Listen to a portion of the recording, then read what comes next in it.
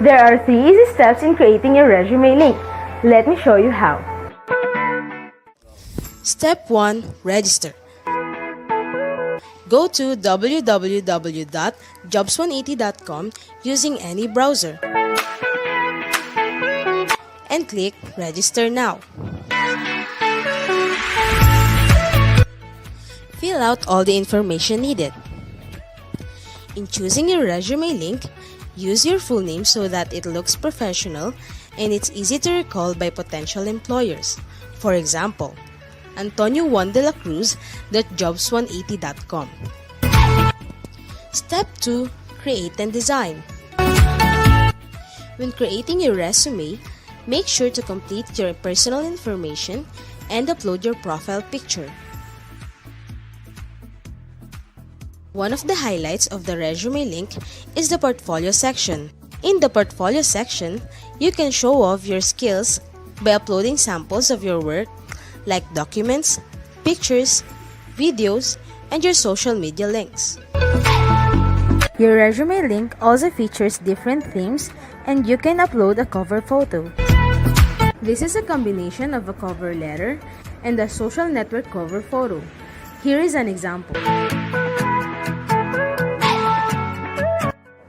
You can also download a copy of your resume link and print it.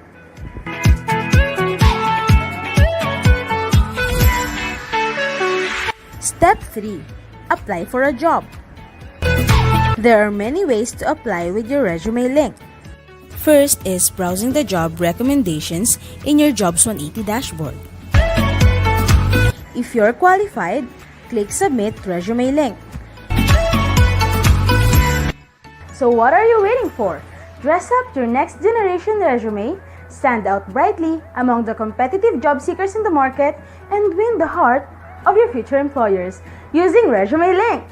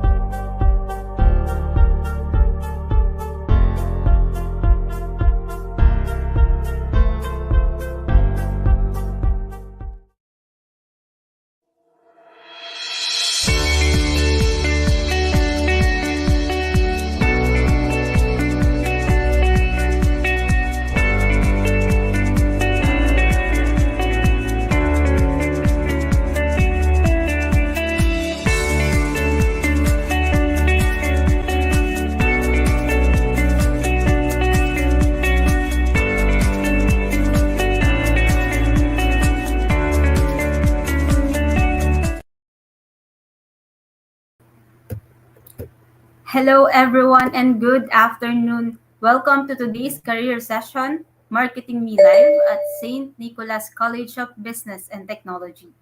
Today we have speakers from Jobs180.com, IQEQ, VXI, and Inspiro. But before we start, feel free to join us for the opening prayer to be followed by the national anthem.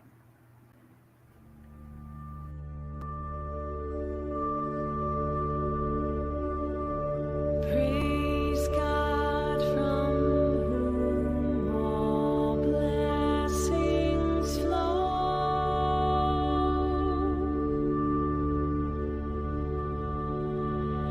Praise Him, all creatures here below.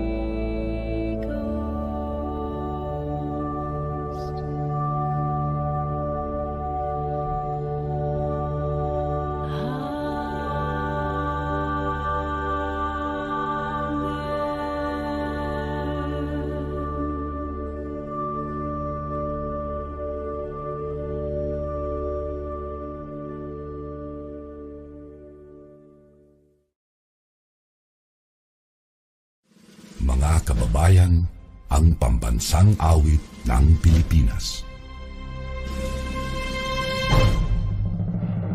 Kayang magiging helos ng silanganan, alam ng puso, sa dikit mo'y buhay.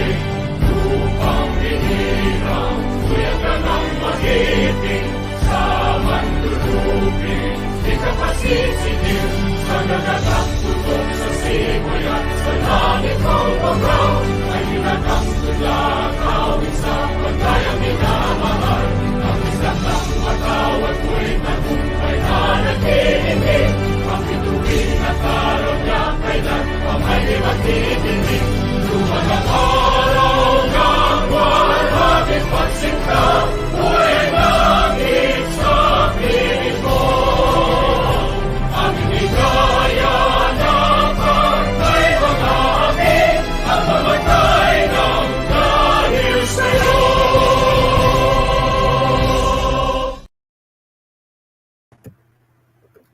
Thank you so much for that, Ted. Now, to deliver the opening remarks, may we call on Engineer Brian Joseph Feliciano, the Vice President of Academic Affairs. Good day, everyone. Applying for a job is one of the toughest pays an applicant has to prefer in order to secure a job position. Such skills are needed to get the job instantly. One of these is to produce an impressive resume and passing the job interview. With this webinar through jobs180.com, in partnership with the Guidance Office and Office of Student Affairs and Services, you students will be given tips, techniques, and how to ace dream job you are aspiring for. The market is highly competitive, so you should be aggressive in getting your dream job. So my dear student, listen intently to this highly relevant webinar and use this a tool for future employments. Thank you very much and God bless. Thank you for that, sir. Thank you for that, sir, and welcome everybody. Are you guys ready? By the way, my name is Shin and I'll be your host for today. As usual, to our audience, we'd like to know if you are already watching. So please comment your name and course. Attendance and evaluation will be released at the end of this webinar. So please tag your friends so they don't miss out on this event today. Please be advised that recordings of the webinar will be posted in the jobs180.com Facebook and YouTube channel. So if ever you feel that you want to go back to this talk or your connection fluctuates this afternoon and you miss the event, you can still rewatch it. We would also like to acknowledge Miss Marinelli Tiglao Montoya for making this event possible. Thank you so much, po, for helping us in preparing for this event. We hope everyone is excited and ready. So here is our schedule for today.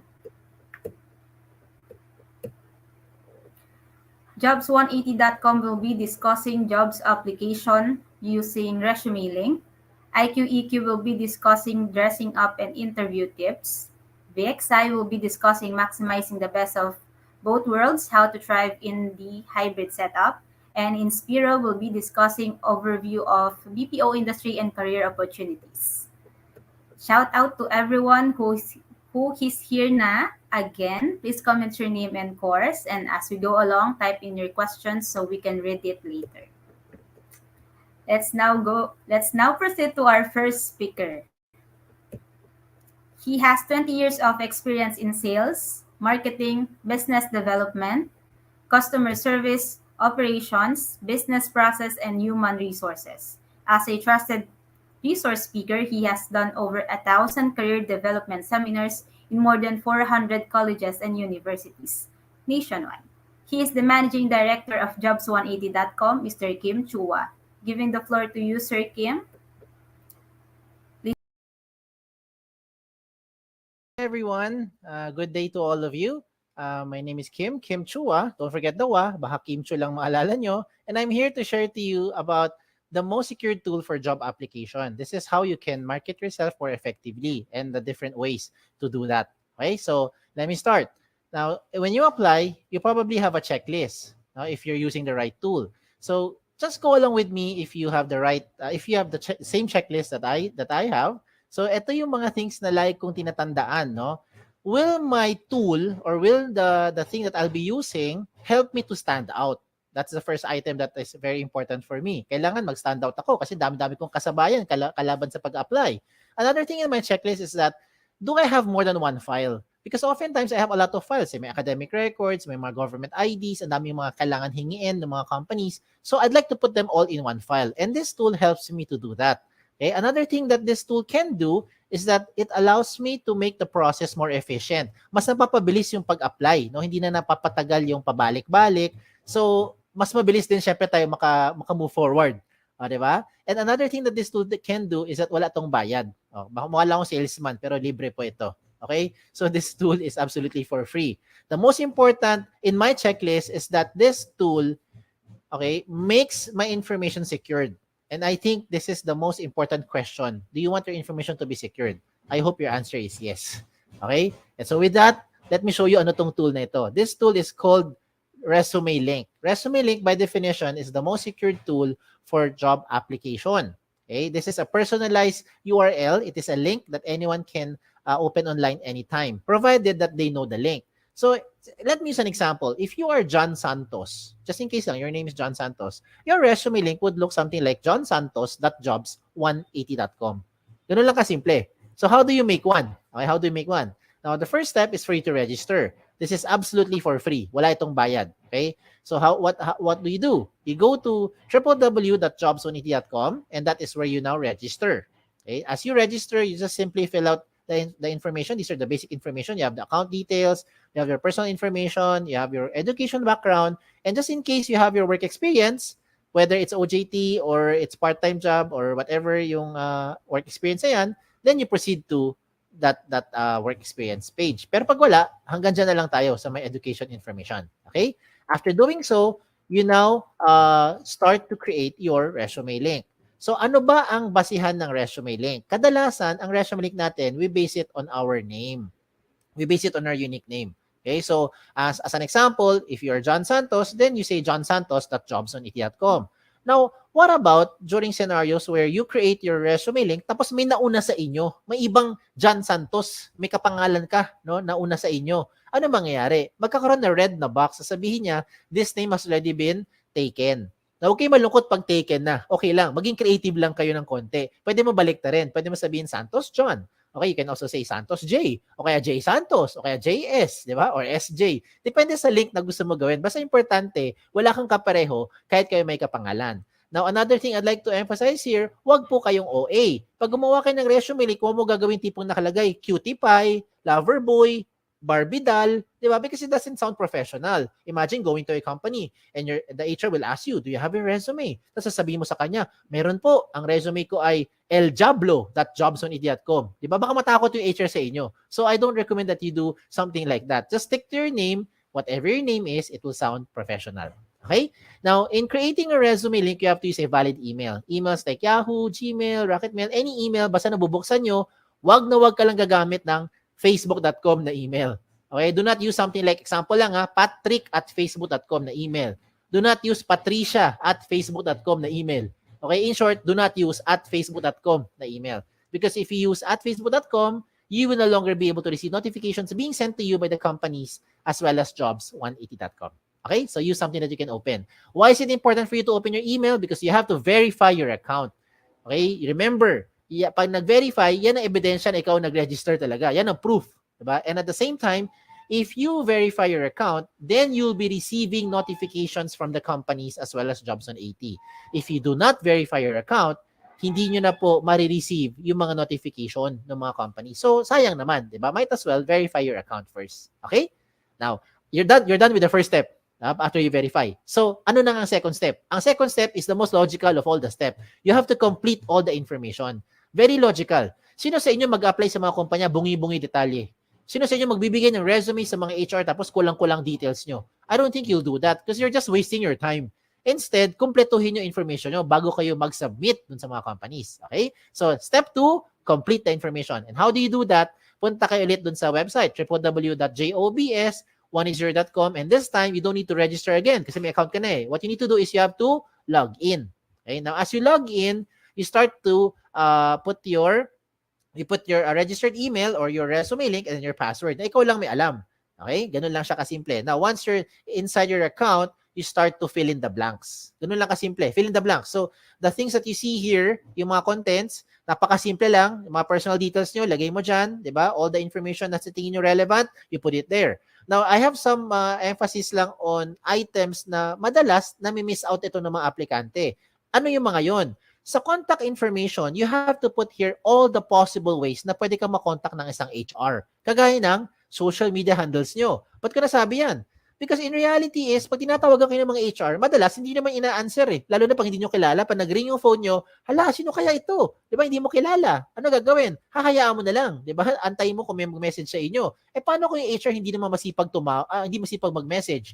Masipag lang siya magtawag.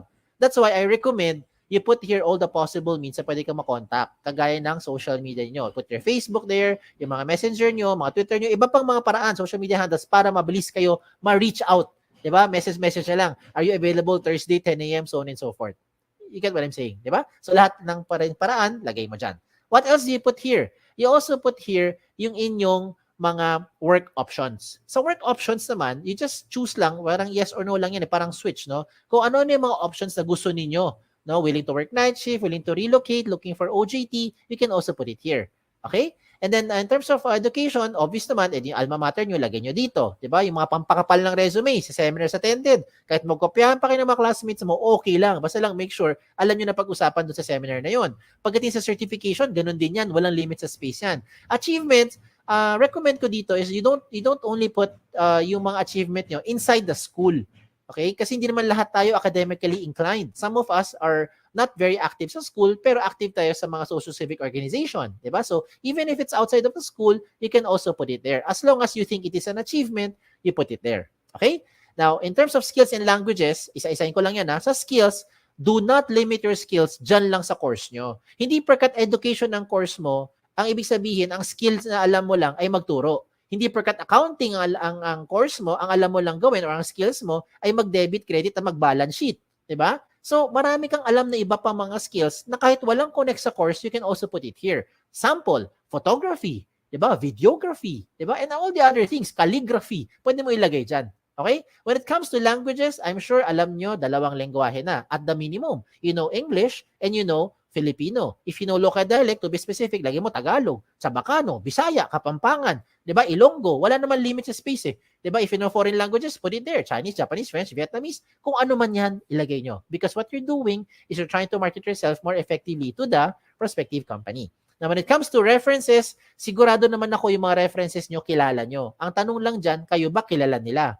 Kasi madalas pag tinatawagan namin yung mga references nyo, hindi kayo maalala. Yung pinakamalupit dyan, hindi talaga kayo kilala.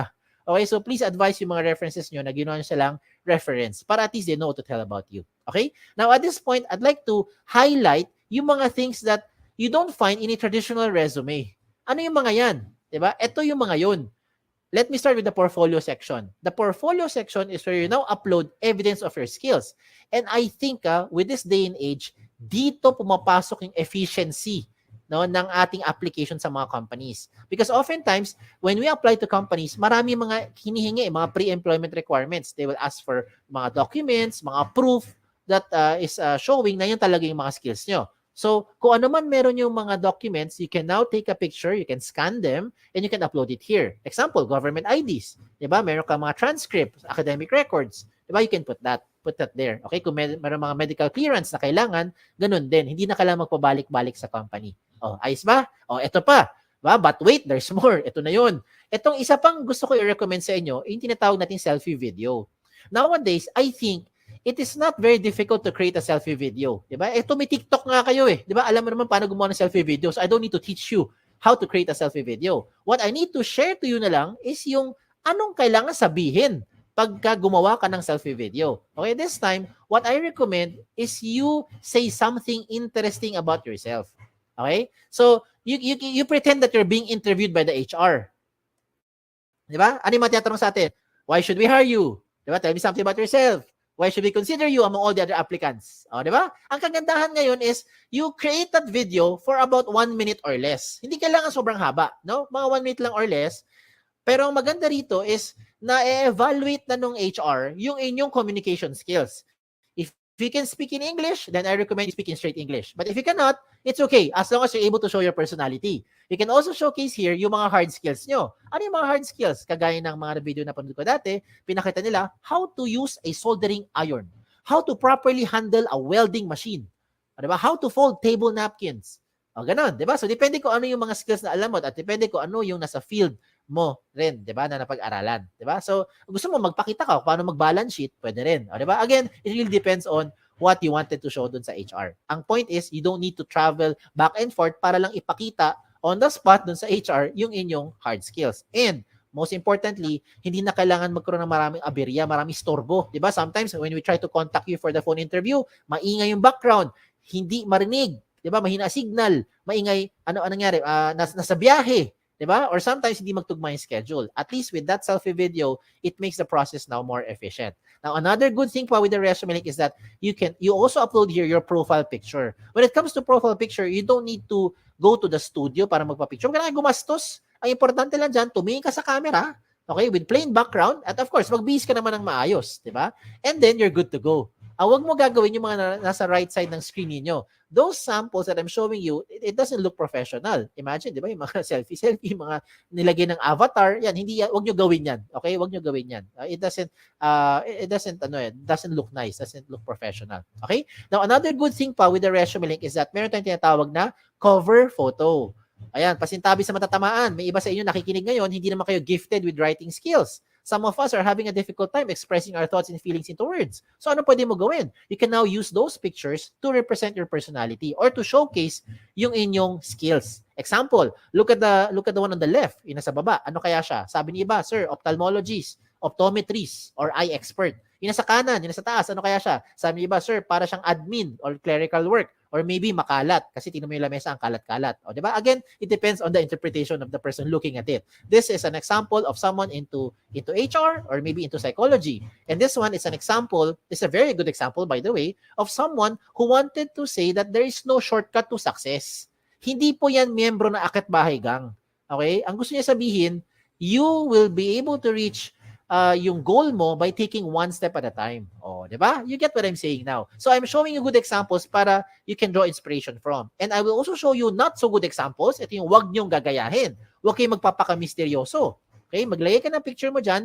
Lalaki man, babae, in between, okay lang. Ilagay mo dyan. Member man tayo ng LGBTQ+, okay lang. You put it there. At least alam ng HR who to expect. A lot of times, yung mga pangalan kasi very interchangeable nowadays. Ako mismo, guilty ako dyan. My name is Kim. A lot of people think babae ako, di ba?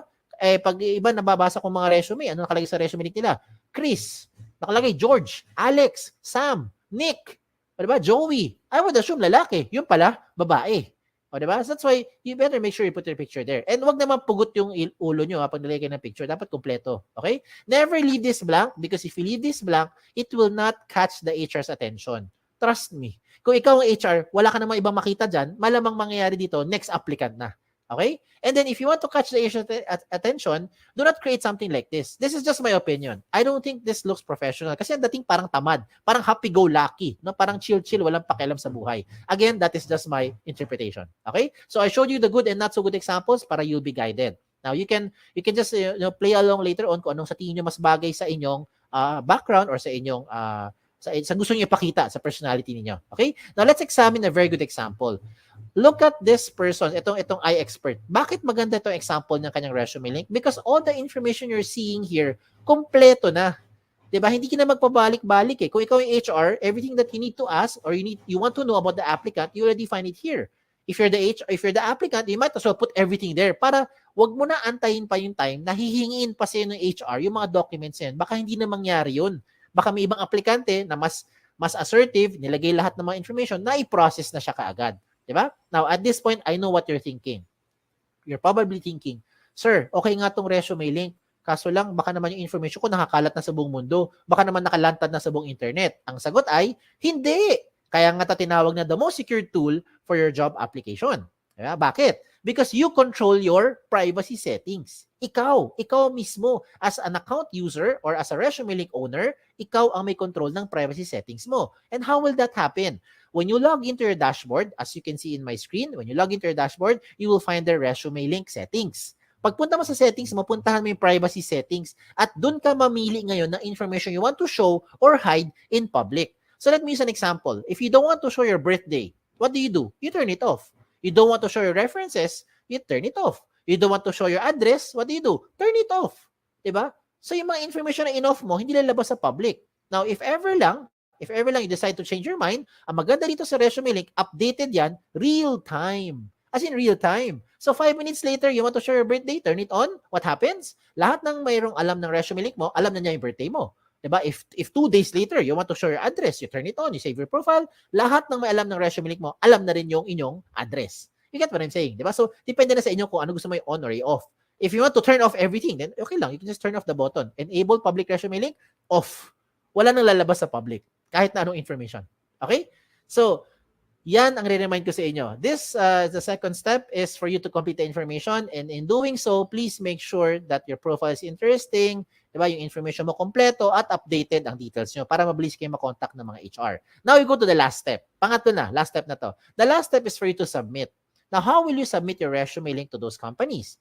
You might be thinking you want to explore opportunities outside of the Philippines. Maybe you want to join some job fairs later on.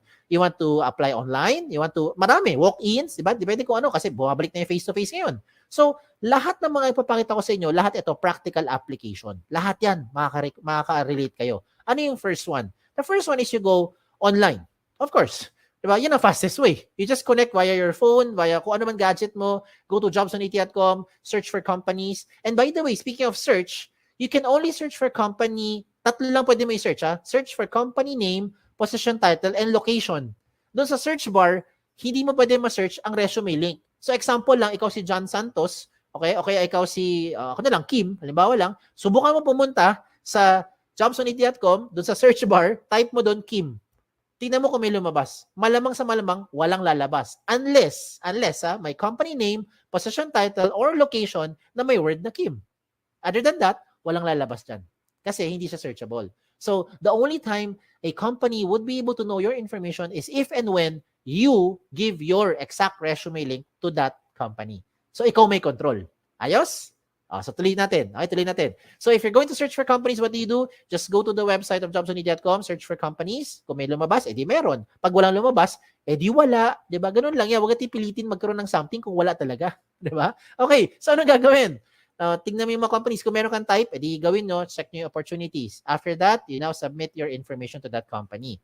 Okay, and when you submit your information to the company, it will ask for your profile, for your ResumeLink and password. So ikaw lang magbibigay ng consent dun sa company. Okay? Now another option is for you to send resumes via email. Now there's nothing wrong in sending resumes through email. Ang tanong dito is, how are you sending your resumes through email? Do you do it like this? Do you say, dear HR manager, I'd like to apply for the following position. This is my resume. Tapos mag-attach ka ng Word file, PDF file, or whatever file you have. If you're doing those attachments pa, ang tawag dyan, traditional, pampabagal, makaluma. Hindi ko sinabing mali. Ang sabi ko lang, traditional, pampabagal, makaluma. Bakit? Hindi mo kailangan mag-attach anything anymore. If you're going to write an email and send your resume, just simply type your resume link there. Dear HR manager, I would like to apply for the following position. This is my resume. In this example, Antonio Juan de la Cruz, jobsonit.com, send. Tapos na. Ganun lang kabilis. Diba? Whatever changes you need to do, you put it inside your resume link. You don't have to keep on sending another attachment. Paano kung imagine mo na lang, nag-attach ka ng Word file. Diba? Ng PDF file. Tapos nagpalit ka ng address, nagpalit ka ng phone number. Ano gagawin mo? Email mo na may HR. Dear HR manager, I'm sending you my updated resume. Ganun ba? Paano kung 2 months later, lumipat ka ng bahay, iba na address mo, send ka ulit ng bagong resume. Dear HR manager, I'm sending you my updated, most recent resume. I don't think you'll do that. Kasi kung ganun ang ginagawa mo, sayang sa oras yan, nakakapagod sa part mo, lalong-lalo naman sa part ng HR, mas nakakapagod to keep track kung saan dyan yung pinaka-updated na attachment or pinaka-updated na resume ng aplikante. And this time around, if you have your resume link, all you need to do is just update your resume link at lahat na may alam ng resume link mo, makikita nila yung pinaka real-time update ng profile or information. Ayos ba? Ayos ba? Sige, another one. For those who wanted to use a hard copy, gusto mo talaga may hard copy ka when you apply to those companies, you want to give something, then this is also possible. What do? You go to your dashboard inside your job seeker account, then you can print your resume link.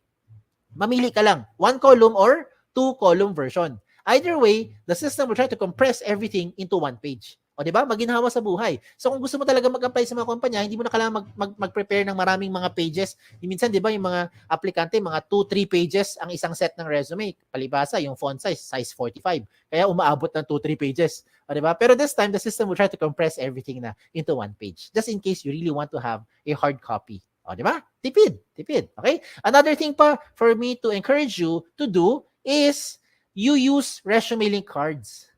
ResumeLink cards. Ano tong ResumeLink card? Kung sa mga nagtatrabaho na, ang tawag namin business card. Sa mga nag-a-apply, tawag dyan, ResumeLink card. So in one piece of paper, whether short bond or long bond paper, you can now design it your own way. You can design it depende kung ano ang gusto mo. Pagiging creativity mo, ikaw bahala. You can make 10, 20 sets of cards. Depende sa laki or liit. Diba? Kasi laki ng index card or kasi liit lang ng mga normal business cards natin. Diba? So, depende. So, maybe in one long bond paper, you can make 10, 20 sets of cards na. And so, after you have it printed out, pwede ka na ngayon maggupit-gupit. Gupit-gupit na lang. Diba? 10 or 20, bawat kumpanya, you can now start to give that as a hard copy. Hard copy pa rin naman yan eh. But this time, why am I encouraging you to use ResumeLink cards instead of the traditional long bond or short bond paper? Bakit? Una-una, tipid.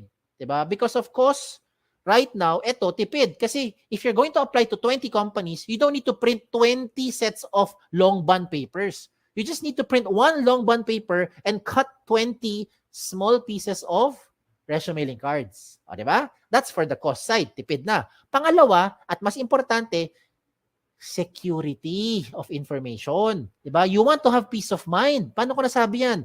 Kapag ikaw yung nagbigay sa isang kumpanya ng long bond paper or short bond paper, example lang, no? It's a traditional resume. And for some reason, nilipad ng hangin. Okay? Nilipad ng hangin. Hindi mo kasalanan. Kasalanan ng hangin eh. Diba? May nakapulot na stranger. All your information, alam na nung stranger. Tama? And you cannot deny it because you know what I'm saying is true. Diba? Hindi mo kilala pero alam niya yung buong details mo. Now, using your ResumeLink card, same scenario. Nagbigay ka ng ResumeLink card sa company, nilipad ng hangin ngayon. May na stranger na nakapulot, okay lang. Bakit?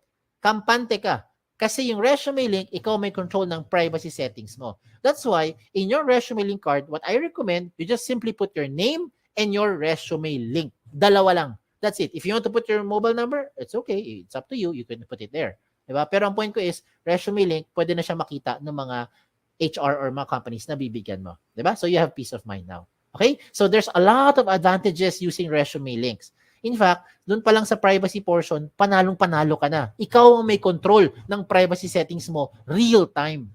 Pagdating sa speed of hire, it becomes faster and more efficient because whatever you want to show the HR, you just attach it there. Whatever the HR needs from you, they just ask from you. Diba? You take a picture, you scan them, upload it there, and later on, pag okay na, you now turn off yung privacy settings mo. Diba? Or you can remove them in the attachments. Diba? Cost efficient, definitely wala tong gastos, tipid. Diba? If you're thinking, ay sir, paano po yung internet? Kailangan ng pang-load. Pwede ka maging resourceful. Connect lang tayo sa mga libreng wifi. O, diba? And then, pagdating sa flexibility, if you really want to have it printed out, yung inyong resume, you also have the option to print it out. That's like how I showed it to you, 1 column or 2 column version. Either way, it's really up to you. Pero ang point ko is, ResumeLink na lahat yan. Okay? And you can use this to any platform, whatever platform you want to share it to. You want to share it sa mga messenger nyo, you want to share it sa email, sa Viber, sa text, di ba? Gusto mo, kaya ko bahala. Di ba? Gusto mo, sulat mo sa papel, tapos gawa ka ng airplane, palipad mo, di ba? May nakakuha, alam niya yung ResumeLink mo. Ikaw bahala. Okay? Ikaw may control kung sino ang gusto mo bigyan. Okay? You don't have to use your USBs anymore. You don't have to save it sa hard drive. Baka mawala pa yung USB nyo. Delikado. Diba? Wag na. Baka kung ano pa makita ng mga nakakapulot ng mga USB na yan. Okay? So you don't need to worry about compatibility as well because this is compatible to any platform. If you're using Android, you're using Safari, kung ano magamit mo, pwede yan sa kahit anong version. Okay?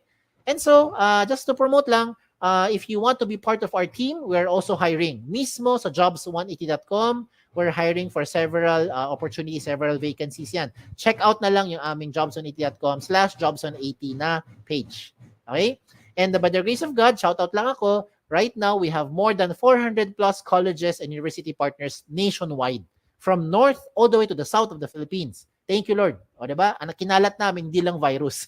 Biro lang. Kinalat namin ResumeLink.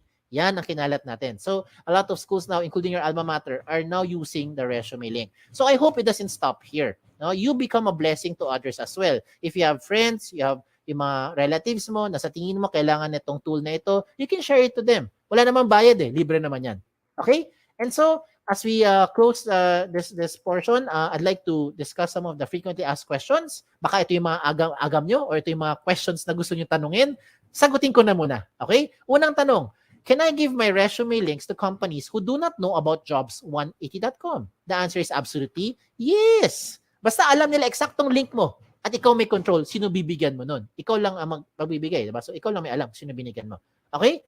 Now, second question, is it the same as other job platform kagaya ng JobStreet, LinkedIn, or any other job site? The answer is no. May dalawang pagkakaiba. And let me use an example here. Let me do a shout out to JobStreet, no? Because I think you guys know what JobStreet is. So, shout out lang to them sa mga nasa JobStreet. If you're using JobStreet na resume, you can only apply to companies who are using JobStreet. If you're applying to a company who is not using JobStreet, you cannot use your JobStreet resume anymore. Pero pag gamit mo yung resume link mo, pwede mo yung gamitin kahit na saan, kahit na kanino, kahit na anong platform. Diba? Basta alam ng HR yung eksaktong link mo at ikaw magbibigay nun. That's the first difference. Second difference, if you have already submitted your JobStreet resume to an HR, you cannot change anything anymore. Well, you can on your end, but it will not be reflected on the HR. Hindi siya magiging real-time update. Comparing it to resume link ni Jobs 180, you can update it real-time. 2 days later, 5 minutes later, 6 weeks later, ikaw bahala. Anytime nag-update ka ng information, lahat na in-update mo, dagdag bawas, will be reflected real-time across all na may alam ng resume link mo. Okay? So those are the two major differences. Now, pagdating sa pangatlong question, yan ang pinaka-simpleng tanong. Can I keep my information secured? I hope by this time na-convince ko na kayo na ito na ang pinaka-secured na job application platform. Okay? So, use your resume link. Number 4 question, I think is the most important question. How often should you update your resume link? The answer is every time. Every time na meron kang babaguhin. Okay? Every time na meron kang babaguhin. Lalong-lalo na yung contact details mo. Kasi imagine, binago mo lahat. Binago mo yung work experience mo, nagkaroon ng awards, nagkaroon ng achievement, hindi ka naman makontak ng HR. Wala rin, di ba? Sayang din. That's why you have to update yung contact details nyo. Okay? And the last question is just a trivia. Trivia lang, palaisipan. Why is this called jobs180.com? This is called jobs180.com because we want to turn your life around 180 degrees. And in case you're wondering, no, you wanted to raise a concern, bakit hindi po 360? Kasi pag 360 degrees, you only go back to where you started. Ikot ka lang na ikot, wala kang pupuntahan. 'Di ba? Bumabalik ka lang kung saan ka galing. Oh, ha? O, di ba? Char lang yan. Okay? So, anyways, again, kung meron pa kayo ibang questions, just in case you have questions, okay, you may send those questions here through our website, www.jobs180.com. You can also email us or email me here sa info@jobs180.com. You can like us on Facebook, follow us on Twitter, Instagram, pati na rin sa TikTok. Okay? So, check us out on all our social media platform. Okay? Again, my name is Kim Chua. Don't forget the wa. Okay? Isang magandang araw po sa inyo lahat. Thank you.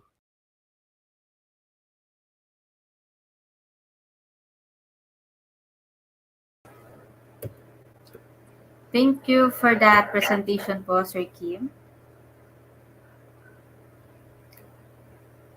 Now, thank you so much po, Sir Kim, for that presentation. We now open the floor to questions.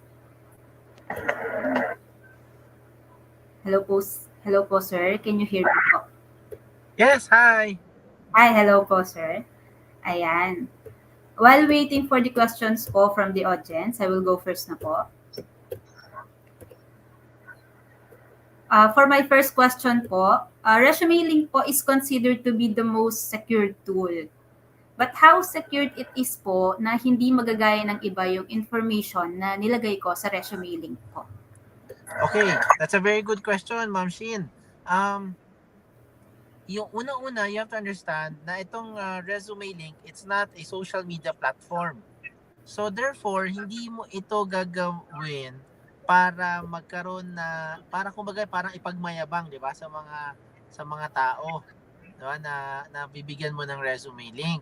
So hindi ito yung tipo, kumbaga ang purpose nito is for you be to be able to use it for job hunting or for your employment purposes. So doon pa lang magkaiba na talaga ng functionality.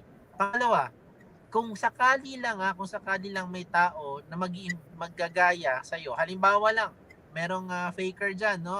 Gagayahin si Chua. Ako 'yun, ako sample. So everything, all my information nilagay niya diyan. Nagpanggap siya na kunyari siya ako. Pagdating po sa interview, how will that person fake it na? Hindi niya magagamit 'yon, 'di ba? Kasi by the time the person will be interviewed by the HR, then most probably it should be me. Ako na dapat 'yon, 'di ba? Kasi ako yung totoong Kim eh. Diba? Yung ginawa lang naman niya, invento lang naman siya sa akin. So, it's just a waste of time, no, for people who will be doing this.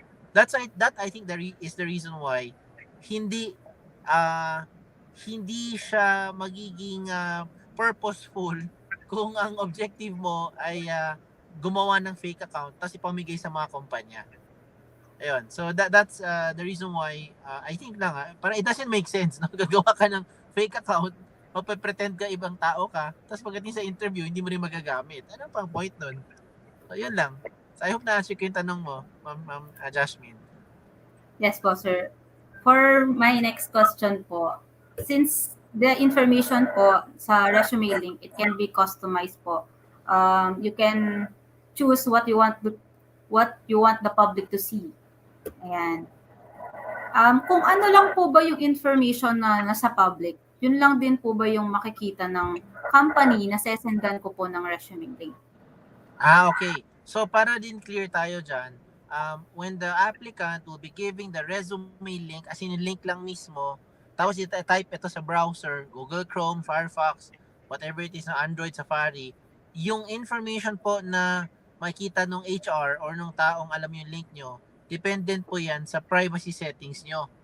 So, kung ano yung nilagay nyo dun sa what to show in public, yun lang po yung makita ng taong yun using the public browser. Now, if you're going to apply via Jobs 180, so you go to the website of jobs180.com, tapos meron po doon mga companies na in-applyan nyo, pag hiningaan po kayo ng login ID and password, ibig sabihin nun, you're giving your consent to share the entire information. So all your details will now be disclosed doon po sa HR. I hope maging clear tayo doon, no, sa dalawang aspect na yun. Yun po. Okay po, sir. Sir, is there a higher chance po to be hired if I use resume link? Is there a higher chance na ma-hire kayo using resume link? The efficiency of HR processing your information definitely will be higher. The chances of you being hired, I think it's basically the same, no? Kasi kung ako gamit ko papel, gamit ko email, gamit ko resume link, kung yung information naman kulang-kulang, walang laman, so it doesn't really matter. Diba? Naintindihan mo naman, diba? Yung ibig sabihin. So, kung efficiency ang usapan, malaking possibility na lamang ka. Kasi doon pa lang sa resume link, when you submit your information, whatever details you want to show doon sa HR, secured ka na eh. I mean, you feel secured by attaching those documents. So when the HR looks at your profile, mas mabilis nila makita yung mga details mo, like selfie video. Diba? Kita nila kaagad, diba? Certificate, government IDs. It will be easier for them to process. Pero para sagutin ko yung tanong ni Ma'am Shin, na tanong mo, higher chances to be hired, eventually, oo. Kung mas mabilis ka ma-process, mas mabilis ka ma-hire. Pero kung pare-pareho walang laman yun, wala, doesn't make sense. Pare-pareho lang din. Wala, it will not increase the chances of being hired kung walang laman. So, yun. Kaya importante, dapat kumpleto yung detalye nyo. Okay? Hindi pwede kulang-kulang. Okay po. For my last question po, sir, before we let you go po, dahil mukhang nasa labas po kayo right now. Oo nga, I'm here in another seminar. Hello. Can I use resume link po to apply to companies abroad? Can you use the resume to apply in companies abroad? Definitely, yes. You can use this kahit saan mo gusto gamitin, kahit saan mo gusto i-apply. sa ibang bansa, kahit sa ibang planeta pa yan, no? Basta may internet sa ibang planeta at merong kumpanya mag-hire sa inyo, pwede mo gamitin. Ang advantage nito is kayo ang may control eh. Kayo meaning you as a job seeker, you get to decide sino bibigyan mo ng information mo, ng resume link mo. Tapos even if nabigay mo yung resume link mo, control mo pa yung privacy settings. So 'di ba, double ano 'yun, double security na kagad dun sa part na 'yun pa lang. 'Di ba? Kayo lahat may control eh. So and later on, let's say tapos na yung interview mo, na process ka na, ang next thing gusto mo gawin is i-hide mo na lang yung mga information mo, or you don't want to get notification anymore kasi currently working ka, pwede mo siya i-turn off, di ba? Meanwhile, and later on, pag gusto mo na ulit maging active, mag-apply trabaho, pwede mo ulit i-turn on. So just to answer your question, sa ibang bansa, pareho lang din yan. Sa ibang bansa, sa ibang lugar na Pilipinas, basta may internet connection po at alam ng HR yung resume link nyo, then they'll be able to process your information. Okay po, sir. Thank you so much po for answering my questions. And we hope to see you po sa mga next webinars, sirs. And mag-iingat po dahil Oo maulan nga, po yung mga ngayon. taga St. Nicolas College yan, parang medyo mahihain ng crowd Ayaw mag-post ng questions. Pero anyway, promote na lang ako. Pinakita mong link na nagsuscroll ngayon sa screen. Go to schools.jobsonit.com/SNC. You can check it out. Yan, nagsuscroll ngayon sa screen. You can check it out for a lot of opportunities from different companies. Pati na rin po sa jobs180.com. Kami rin ay hiring. We're also hiring for direct positions, as in direct applicants para po sa Jobs 180. Okay, so check out yung mga positions na lang po. Okay? Okay po. Thank you so much po, Sir Kim, and have a great day po. Mag-iingat po Thank sa you. biyahe. Okay, bye-bye. Ingat po. Bye-bye. Thank you po. And now, let's move to our second speaker. She demonstrated experience in the acquisition of skilled and passionate professionals, providing company brand support by impressive candidate management, handled diverse manpower requisitions, and employee engagement assistance. Also, she is into wandering for reflection, mobile photography, and online travel blog inspiration. She is the Talent Acquisition Officer of IQEQ, Ms. Rhomina Salazar.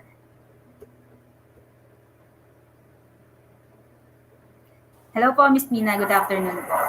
Hi, Shee. Good afternoon. Hello po. Can you please put your deck up po, ma'am? So we can check po. Ayan. It's visible na po, ma'am. All good on my end. The floor is yours po. We'll be back for the Q&A po. Thank you, Shee. Hi, everyone. I hope you're having a good day. I'm Rhomina Salazar, Talent Acquisition Officer of IQEQ Philippines. Before we proceed with our discussion for today, let me just share a brief introduction about myself. I've been in the recruitment industry for more than 9 years already. I have exposure handling recruitment processes in different types of industries, such as BPO, food and beverages, e-commerce, and fund accounting services. I already handle different types of roles from entry to manager level positions. I'm assuming most of our attendees today are students or fresh graduates. There might be some who've been working for quite a long time already and planning to start exploring again. Hopefully, this short discussion will be at least a help for you to land a better career opportunity. Okay, so let's go to our next slide. Okay, so without further ado, let's start with our discussion. Our agenda for today is for us to be well informed about the importance of power dressing and the STAR interview method. Okay. So what is power dressing? Power dressing is the unique style of an individual that shows their position and authority in business or at workplace. Not only dressing, but your style, confidence, your body language, and the way you carry yourself matters equally. Surely, your clothing is not an indicator of your intelligence, but it does act as a confidence and moral booster in the corporate world. So what are the benefits of power dressing? First, it leaves a great impression. It's true when they say first impressions last. Aside from your CV, before we can dig into everything about your expertise and experiences, the first thing that the recruiter or interviewer will be seeing in you is how you dress for the day. which also shows how prepared or interested are you in the scheduled discussion. Second, it makes you believe in you. Putting on that coat or blazers may not really a guarantee of you getting the job, but it can make you feel confident that you can ace the interview. Most especially if you will see on how impressed the interviewer with your appearance. Third, it attracts the right crowd. It makes you stand out from the crowd. Dressing well, as mentioned, can really boost your confidence. You will feel more powerful, which can also be a way to perceive other people to think of you as someone powerful or reliable. And lastly, it reflects a good character. Dressing well and staying well groomed conveys more than just power, authority, and confidence. It's also show that you have self-respect.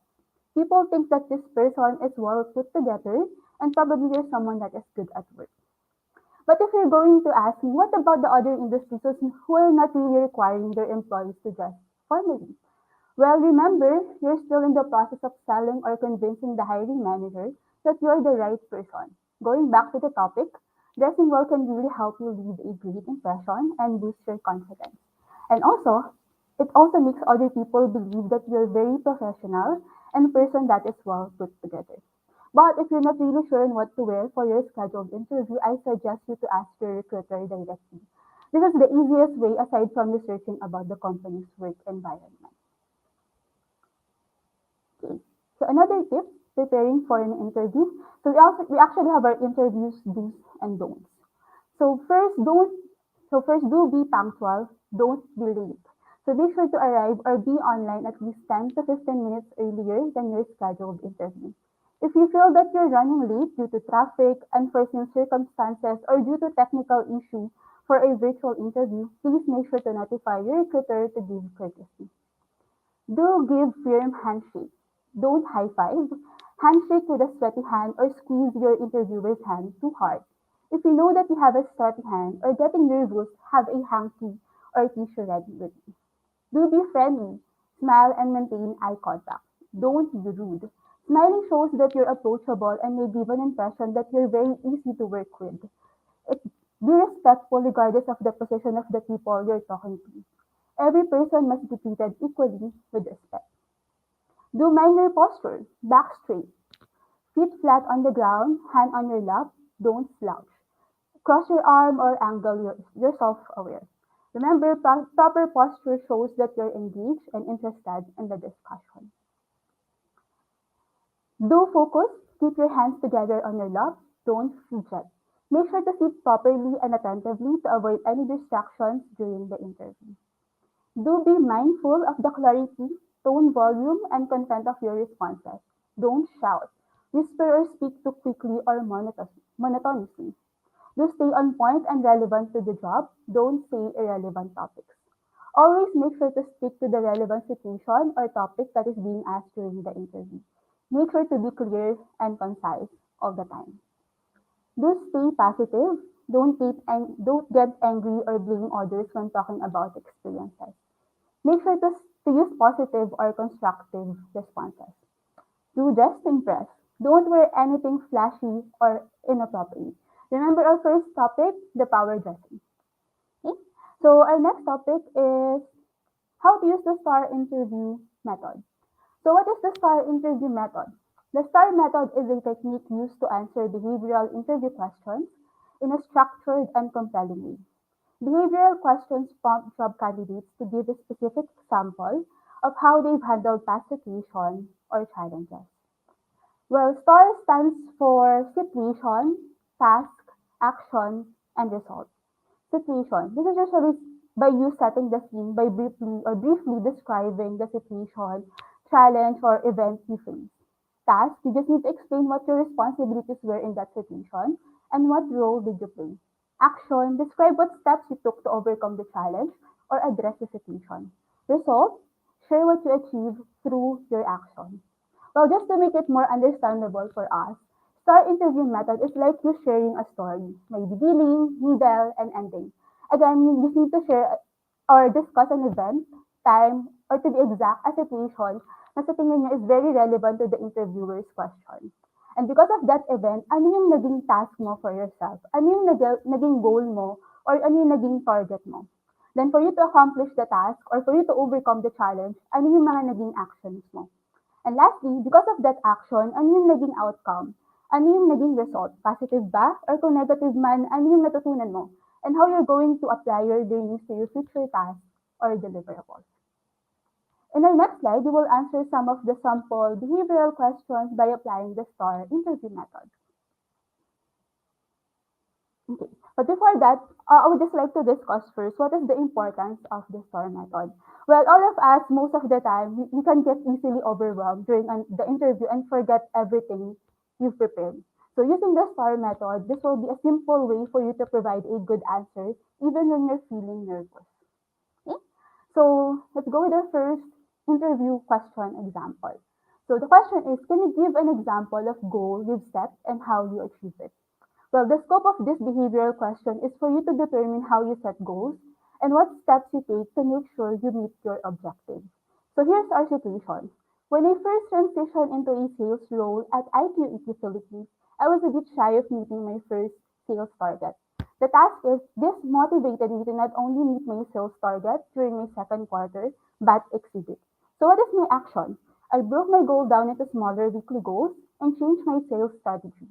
I leverage social selling to find new customers and develop relationships with them. I also ask my sales manager to coach me on my closing techniques and objection handling. So what is the outcome? So what is the result? With this new strategy, I exceeded my sales target by 10%. Well, as you can see, by applying the STAR method, the candidate was able to clearly discuss how she achieves her goal, from being someone who can meet her sales target to someone exceeding her quota. If I am the interviewer, my comment will be as follows. So the candidate takes responsibility of learning new things. The candidate is very open to a variety of ways to develop and grow. The candidate can identify development goals and tactics. Second example, tell me about a time you failed and how did you handle it? So being honest about a time you failed shows you have integrity. Just remember to focus on what you learn from the experience. So here it goes. Shortly after I promoted to senior project manager, I was in charge of leading a project for a major client. This project would typically take about a month to complete, but the client was in a rush and asked if I could have it ready in 3 weeks. Task. Excited that it was my first project, I agreed. After I realized it that I'd been shortly after I realized I needed a bit more time to finish it and deliver quality work. So what is my action? I reached out to the client right away and apologized. I also asked for a 3-day extension and they were generous enough to extend the deadline. So what is the result? I managed to finish the project and deliver it before the extended deadline. However, I learned to manage my time better and never overpromise or overpromise on something I can't deliver. If I were the recruiter, I will not think any negative feedback about the candidate. My impression will be as follows. The candidate establishes and maintains effective customer or client relationship. She builds and delivers solutions with proper setting of expectation. She stays composed and forward thinking when faced in setbacks or with setbacks. And lastly, the candidate can learn from difficult experiences. For our last example, can you describe a time people didn't see things your way? Well, this type of question is a very tricky question, as this can also be a way for the interviewer of checking if you can be a good fit in the company culture, or how are you when it comes to working in an environment with different types of people and personality. So our situation here is I recently led a brainstorming session. The purpose of this session was to create a brand awareness campaign for a product my company was launching. Task. One of my teammates and I disagreed on what direction we should take for the campaign. I wanted to focus more on maximizing social media presence, and he wanted to go to the brand partnership route. So what is my action? I asked my colleague to have a one-on-one meeting with me.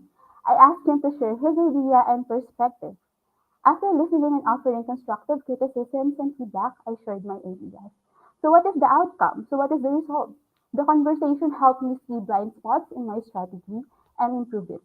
I also persuaded my coworkers to get on board with my strategy by explaining its rationale. As a result, I merged our ideas and created a successful brand awareness campaign. Our social media engagement and website traffic both saw an increase of 40%. So If I were the recruiter, this is going to be my impression after the candidate discussed the situation. The candidate can align work with team and organizational efforts, can push herself and leads others to achieve results, and can make a conscious effort to be tactful and diplomatic.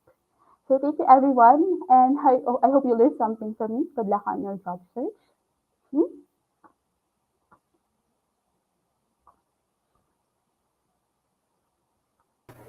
Ayan. Thank you for that, Miss Mina. We now open the floor po to questions. To our audience po, you can comment your questions po so we can ask Miss Mina. But to give you time to think about your questions, I will go first na po. For my first question po, ma'am, possible po ba na humingi ng second chance sa employer or sa interviewer if an applicant missed his or her interview? Well, yes, pwede naman, as long as you give an early advice to your recruiter kung bakit hindi ka makaka-attend sa first scheduled interview mo. So just make sure a valid reason. Then wala naman problem if you will be asking for another schedule. But make sure next time, make sure to attend your scheduled interview.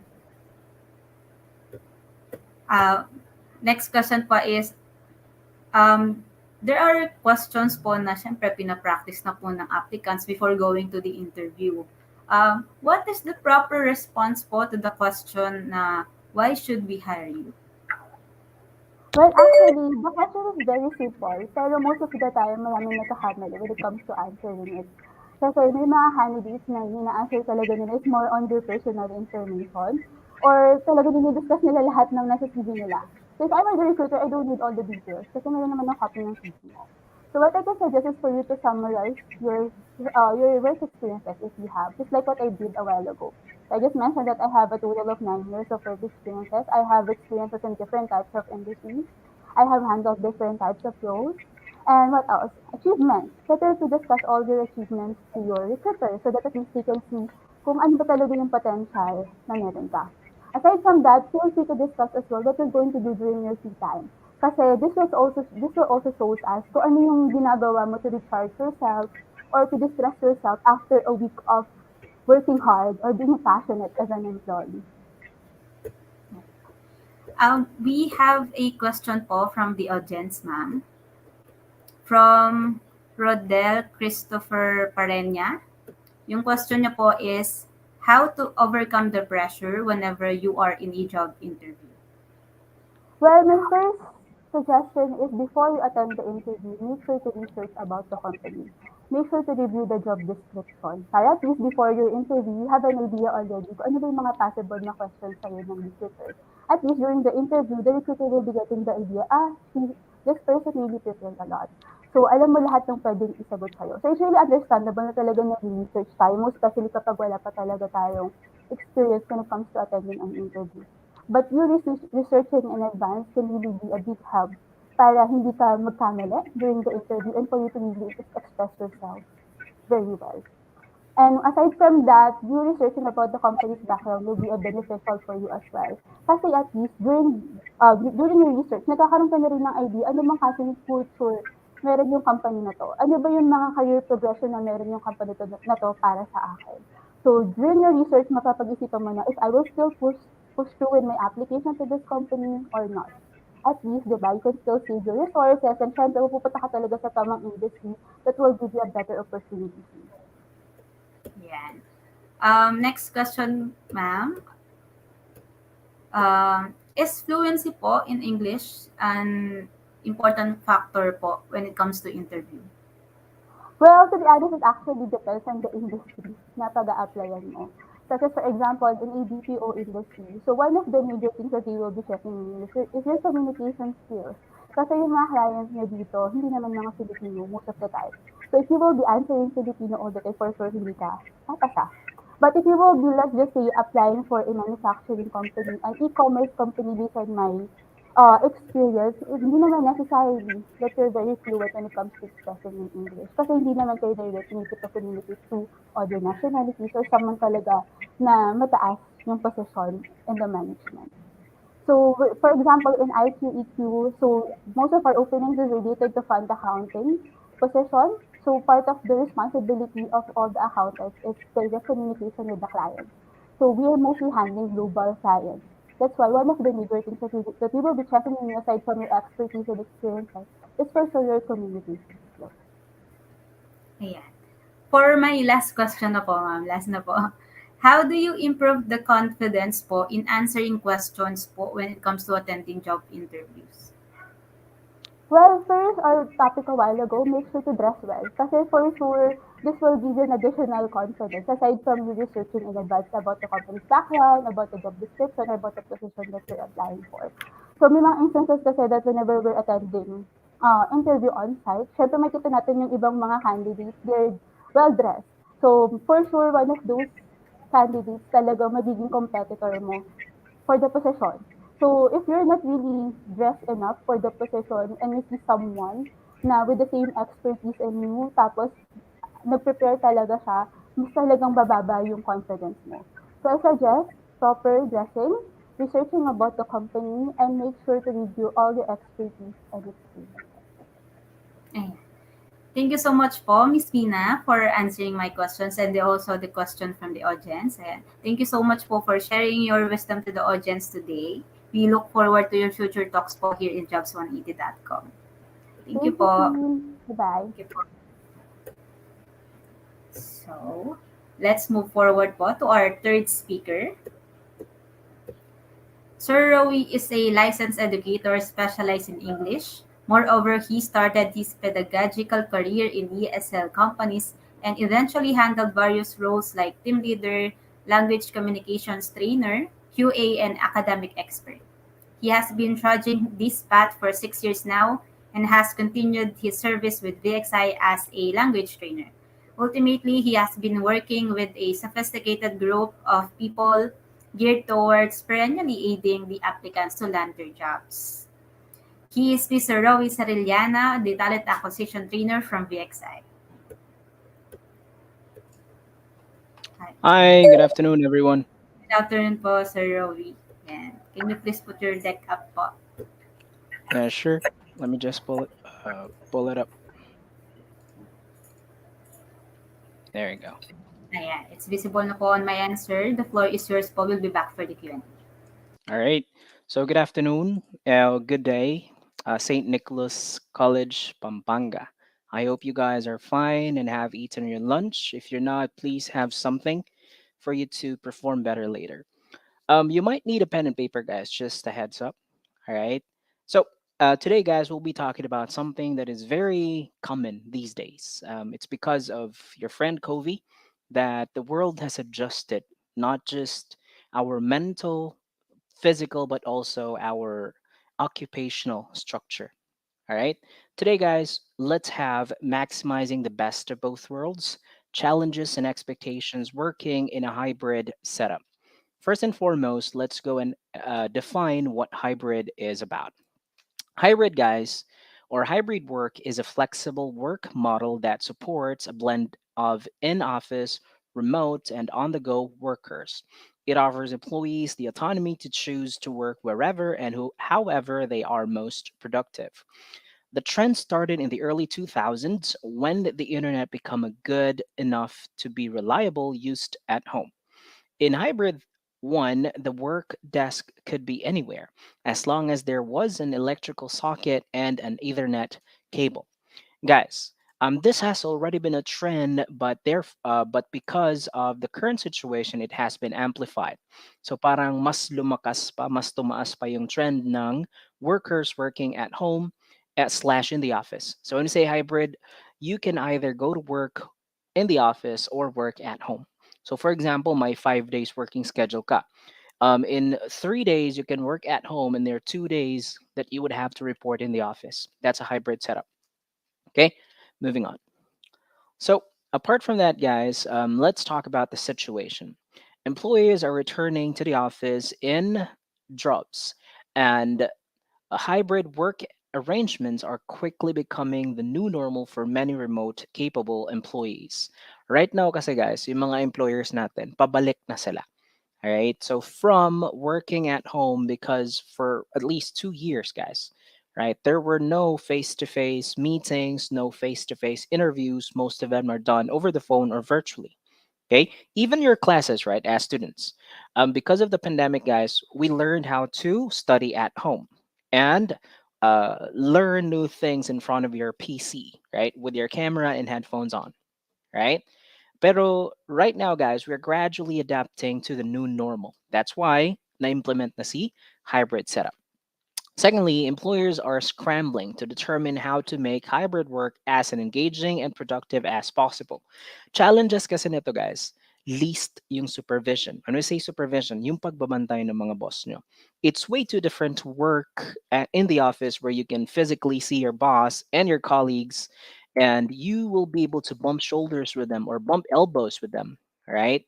When you are in the office. But at home, guys, when it comes to communication, that'll be a bit of a challenge, right? Especially in track of your productivity, right? Malay ba ng boss mo kung nagtatrabaho ka or nag-ML ka lang? You know what I'm saying?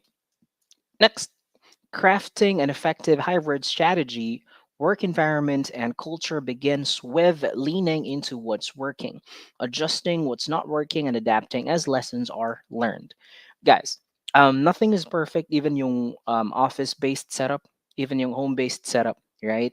Now, whatever works for us, whatever works for the company, or whatever is productive for the company, depending on the workload, things had to be adjusted. All right. Moving on to the next part. What are the challenges in a hybrid setup? Dito na tayo papasok dun sa mga, hindi naman siya problems, guys. Maybe difficult parts lang, right? When it comes to working hybrid, right? First and foremost, these are the things. First one, guys, is less access to work resources and equipment. First and foremost, hindi naman lahat ng companies, guys, na nagpo-provide ng equipment. Let's just say, um, tomorrow you'll be working at home. However, if you don't have the capability to work at home, you don't have the option to do so. Pero kung may laptop ka, may workstation ka at home, that'll be more than enough. All right. Now, when it comes to the access of resources, may mga information, may mga emails, may mga files na hindi mo ma-access at home, even when you use your personal computer. All right? Kasi nga encrypted. When we say encrypted, protected yung mga data files of the company. Next one, guys, is impaired working relationship with coworkers. That's a bit of a challenge. Why? Because, guys, you would have to work with a team or within a group of people, right? Now, working at home, you'll be working individually. Yung only window time for you to talk with them is virtual meetings. There will be no personal meetups, small talks. Guys, don't never underestimate small talk. For example, hey, I like your dress. Wow, your hair color is good. Your hair looks awesome. Know what I'm saying? Just a bit of a compliment, guys. That starts small talk, and small talk would lead to deeper conversations. Okay. Next is more difficult to coordinate work schedules, tasks, and timelines. Dito na papasok yung, wait, kailan nga pala ito ipapasa? Ano nga pala yung deadline nito? Alright? Kailan nga pala tayo magmi-meeting? Less efficient yung communication.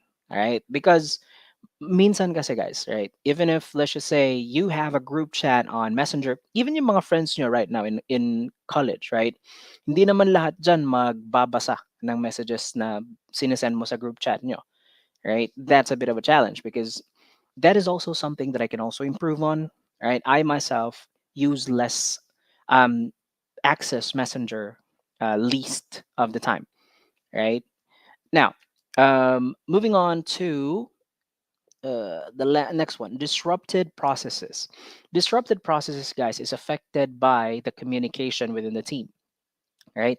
Plus, if you're working hybrid, let's just say you will be reporting in the office today, let's just say may naiwan ka na pinapadala ng boss mo, right? It will consume much time.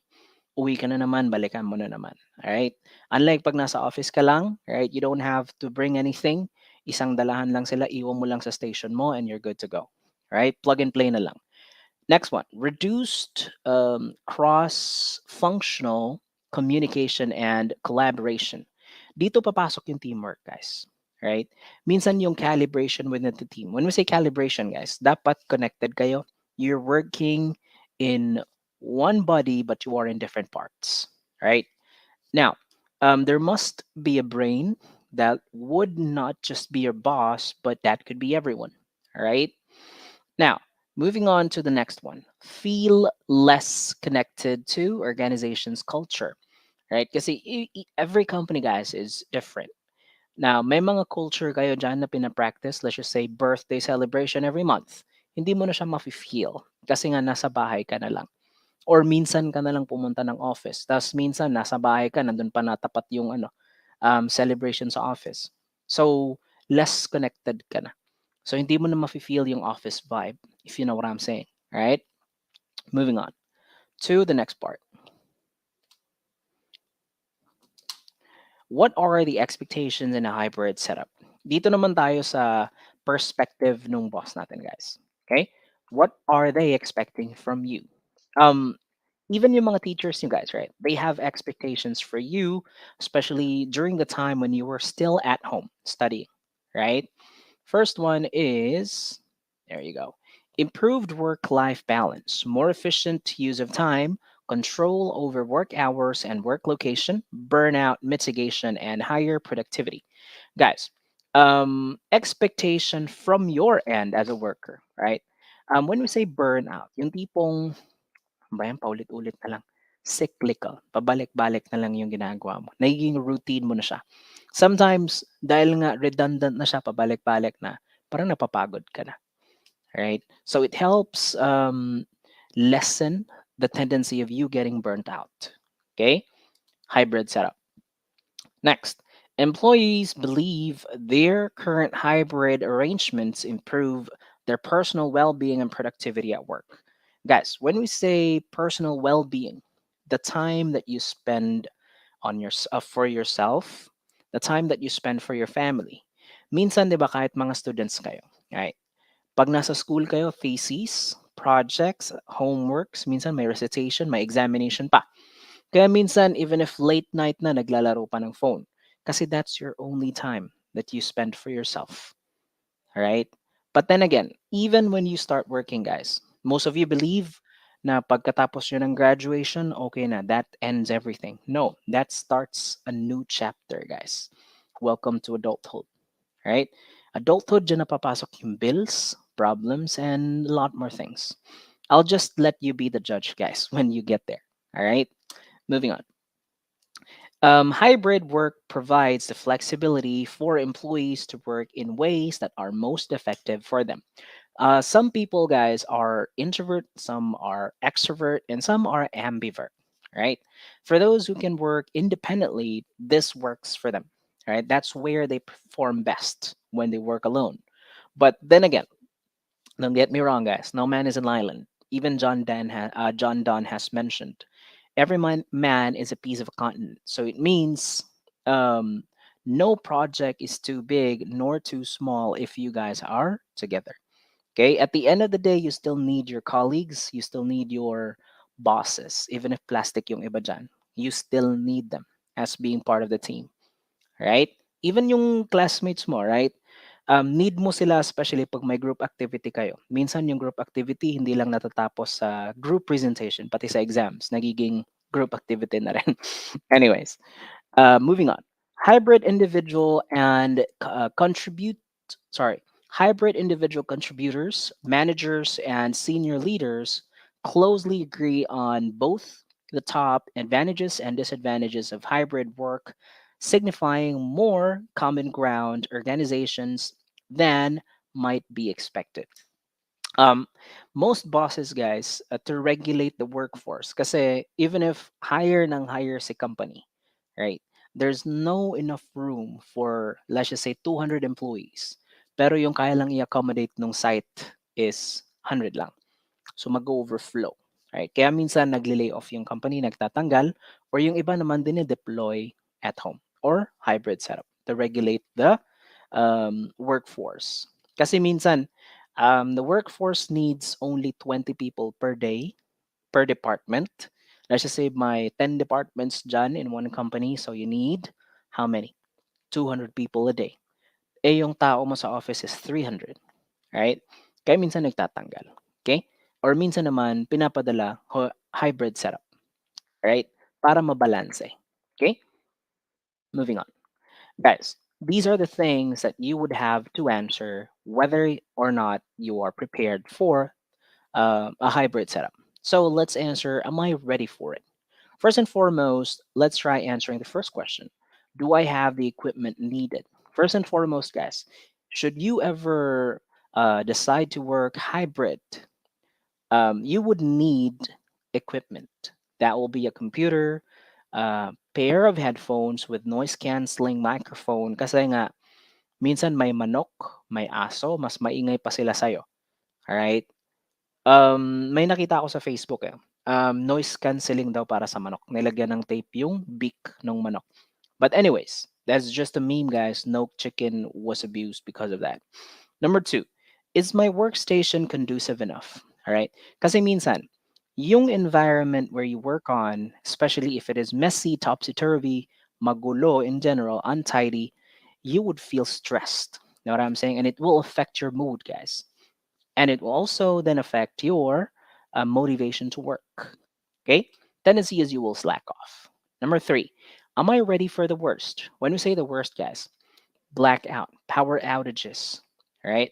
Pag, let's just say there is a power outage and then you are in the middle of the meeting, what would you do, right?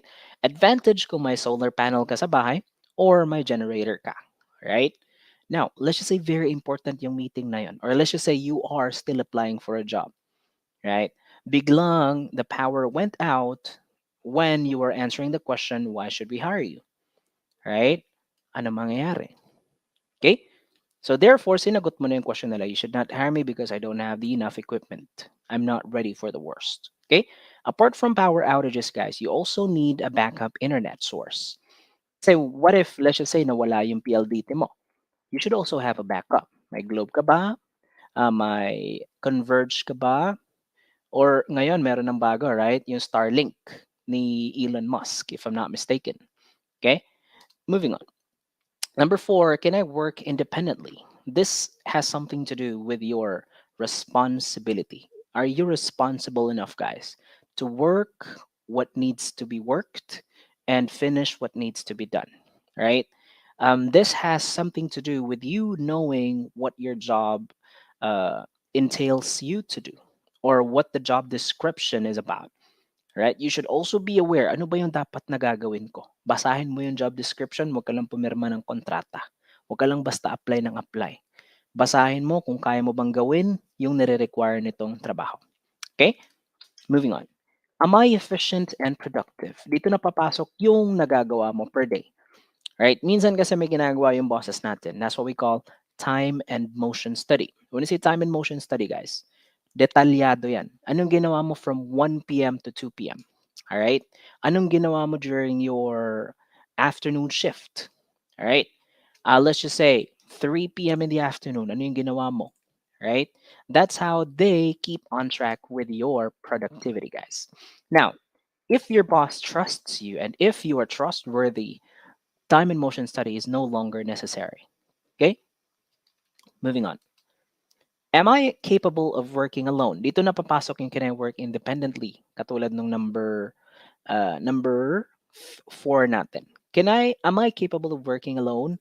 Do you need someone to keep on telling you what to do next?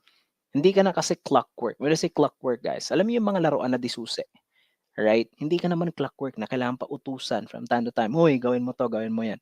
Because your boss, your teammate, guys, hindi nyo mama yan. Right? Your boss only checks ano yung nagagawa mo per day. They're not there to remind you over and over again ano yung dapat mong gawin. Okay? Number 7, can I easily adjust to change? Guys, the only thing that remains unchanged is change itself. Right? It's ever consistent. So are you ready to adapt to change? Okay? If your answer is yes, good for you. If your answer is no, when will you start it? And if it's not you, who will do it for you? Number eight, can I utilize proper time management? Dito na papasok yung priorities mo. All right? Let's just say you are on an 8-hour shift. Since nga hybrid ka, wala dyan yung boss mo. Okay lang, Starbucks ako for 2 hours. Eh yung pala, tumatawag na yung boss mo sa'yo. Wala kang kamalay-malay. Do you think you still have a job to work for at the end of the day? Probably, meron pa naman. Right? Pero, depende sa boss mo. What if your boss says, this will be your last working day? Ano magagawa mo? Right? Number nine, am I fully aware of my job description? Alam mo na ba kung ano yung responsibilities mo for this role? Ano yung dapat na ginagawa at hindi dapat na ginagawa? Okay? Next, can I ensure proper communication? Guys, let's just say your boss doesn't reply on Messenger. Hindi lang naman Messenger yung gamit nyo. Sir, hindi ka naman kasi nagre-reply. So, kasalanan pa ng boss mo. Right? Reach out. Exhaust all means to reach your boss, your teammates, or your colleagues. Okay? You can use your text messaging, or you can use text messaging, SMS. You can use Viber, WhatsApp, a lot of tools, guys. It's barely at your disposal. Right? So, nasa sayo na yun kung paano mo sila gagamitin. Right? It all depends on you. Guys, let me leave you a food for thought. Work is not a place, it's what you accomplish together. So when we say work, guys, most of you believe, office yan, right? May mga computers dyan. No, right? Work is what we do to accomplish something. Site is the place where you work. Do the work and accomplish work. Not just alone, but with a group of people. All right? So, guys, should you ever stumble upon the chances of applying for VXI, you can also visit these sites: Makati, Panorama, that's in QC. We have two sites there. Bridgetown, MOA, and Davao. We have 5 sites in Davao. That's where I am now. And let's just say you have no time to go in these sites, you can also go to www.jobs180.com/VXI, right? So that pretty much wraps it up for me. Go easy on the questions, guys, if there are. Thank you for that presentation po, Sir Rowie. For our audience Sure. po, you can comment your questions now. Um, so, while waiting for the questions from the audience po, I will go first na po, sir. For my first question po, work from home setup is less hassle since no need to wake up early and commute. Are there applicants po ba sa VXI na willing pa rin mag-work on-site? Guys, for VXI, we have no more work at home setup. So apparently, only work at the site na lang, on site na lang talaga siya. Right? Kasi after all, the tools that you'll be needing ay nasa site. Right? And to avoid other chances of not being able to do your job, it's better to work at the site. Kasi doesn't matter how much you plan on something, doesn't matter how prepared you are, there are things that will go out of our control. And that's beyond us na. All right? To avoid those things, go on site na lang talaga. That's why VXI requires all employees to work at the site. Ayan. Sir, is it harder po ba to communicate with employees in a hybrid setup? Based on It your depends. Sorry, go continue. Yeah, based on your experience po in a hybrid setup po, is it harder to communicate with employees po ba? Challenging, I might say, pero hindi naman siya hard kasi, guys, there are a lot of channels to use. Let's just say, hindi nag-respond sa messenger, I send them a text message. Kung hindi nag-reply sa text message, I send them an email. Pag hindi pa rin nag-reply, I send them a message on Microsoft Teams, if familiar kayo doon, right? Meron din naman kami sa WhatsApp, sa Viber, right? Lahat ng channels or softwares or social media accounts na pwede bang ma-reach out yung boss mo or yung teammates mo, go for it, right? We have a question po from the audience po. From Prince San Kaintik. Do you have company here po in Pampanga, sir? Unfortunately, in Clark, yeah, meron kami sa Clark. Yes, Pampanga. It's Clark is still in Pampanga, right? SM Clark. Yes, meron doon. May VXI office doon. So if you wanted to Yeah. go on site, go for it. Pero kung let's just say wala kang time kasi you need to talk with your girlfriend or girlfriends, so kung marami man sila, you can go on the website www.jobs180.com/vxi. And by the way, create your resume link na rin. Yung tinuro ni Sir Kim kanina. Chua. Yes po, sir. And for my last question po, sir, Gen Zs po are known for being demanding when it comes to flexible schedules po since they are used to the online setup po due to the pandemic. How would you suggest a Gen Z applicant or employee to work on site po? It depends on the contract that they signed on. Let's just say kasi sa interview pa lang, right, tinatanong ka na, are you comfortable to work at the site? Are you comfortable to work at home? May mga ganong questions.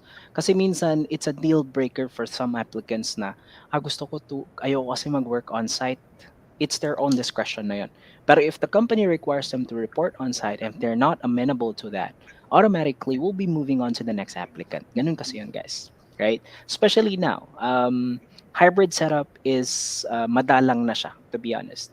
In a BPO company, guys, believe wala nang hybrid setup ngayon eh.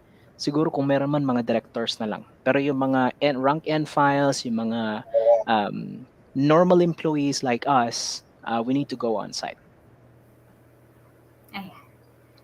So, thank you so much po, sir, for answering my questions and also the question from the audience. My And pleasure. thank you so much po for sharing your wisdom to the audience today. We look forward po to your future talks po here in jobs180.com. Sure. Thank you so Thank much, you po. guys. Ayan. We are now in our last speaker na po.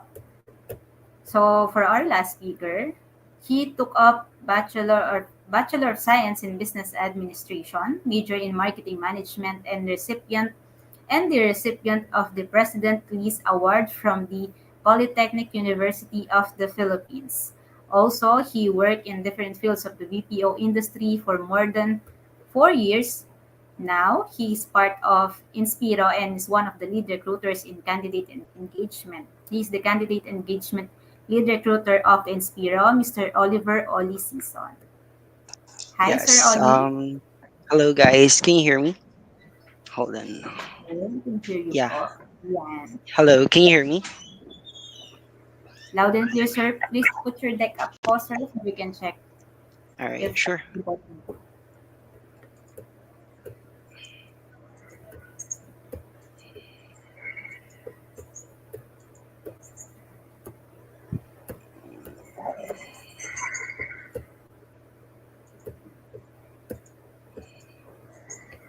All right. Can you share my? Can you see my screen? Yes, sir. Sir Hello. pa, All right. full screen na lang po, sir. All right. Ayan. All good, sir. I'll be back for the Q&A later po. Good luck po. Yes. Sure. Hold on. All right. So, hello everyone. Good afternoon, and my name is Oliver, and I hope that you're having a wonderful day so far. So, first, I just want to say thank you for from Saint Nicolas College for joining us today, and of course, Jobs 180 for having me as your speaker for today. So, all right. Our discussion for today focuses on overview of BPO industry and career opportunities. So before we start of our discussion, I just want to share a real quick quote from Chris Grosser, and he once said that opportunities don't happen, you create them. So you have to make sure that, or you have to make conscious effort to your, or create opportunities to yourself. You have to explore new ideas or go out to your comfort zone or experiment yourself. Take time to effort or take risks and push yourself to learn new things. And of course, experiment yourself. And the more opportunities you have, the more or the more experiment you have, the more opportunities you create for yourself. All right. So first topic is what is BPO? So when you say BPO, business process outsourcing, it is a method of subcontracting various business related operation to third party vendors. So business process outsourcing or BPO refers to the process of contracting standard businesses function to handled by a party outside of the company. So although BPO originally applies to solely to manufacturing entities such as soft drink manufacturers that outsource large of segments of their supply chains. So BPO now applies to the outsourcing of various product and services. And of course, please take note the key takeaways of the BPO. First, as I've mentioned earlier, that business process outsourcing is utilize third-party vendors or subcontractor to carry out certain parts of business operations. And BPO began with large manufacturing companies to aid with supply chain management. So today, BPO has grown to include all sort of sectors, including services company. And to, hold on. So BPO today is the industry itself, and to with companies specializing in facilitating BPO to the companies around the world.